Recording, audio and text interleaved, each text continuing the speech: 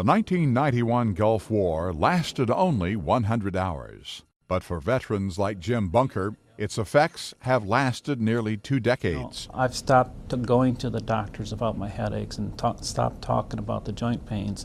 And I've stopped talking about the cramps and everything in my body because I've talked about it for 17 years. Denise Nichols served as a flight nurse during the Gulf War, and after returning home was an instructor. Here I'd be teaching nursing, and I'd all of a sudden, in the middle of a lecture, completely just blank out.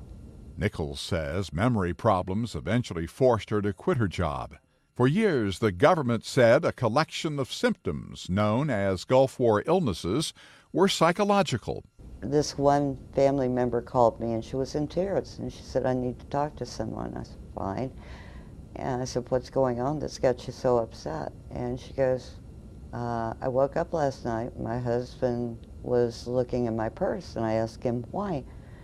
And he said, "I couldn't remember your name." Calls from fellow Gulf War veterans like these are what prompted Nichols, Bunker, and others to pressure Congress for more treatment.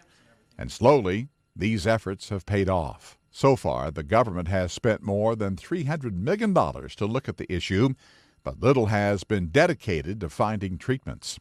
A congressional mandated advisory panel to Veterans Affairs Secretary James Peake recently agreed that Gulf War illnesses are real.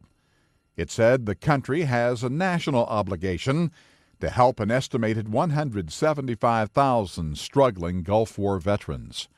It's not clear whether Peake will act on the panel's recommendations, but his office has issued a statement saying the VA is reviewing the recommendations and will respond in the near future. Whether I get hurt from chemicals like I did, or if I got shot, I mean, it's all part of being in the war. That's a risk. The only thing veterans ever ask is take care of us when we come home, just like the veterans coming home today. Experts say millions more are needed for research and treatment, but that decision will likely fall in the hands of President-elect Barack Obama's administration and the new Congress.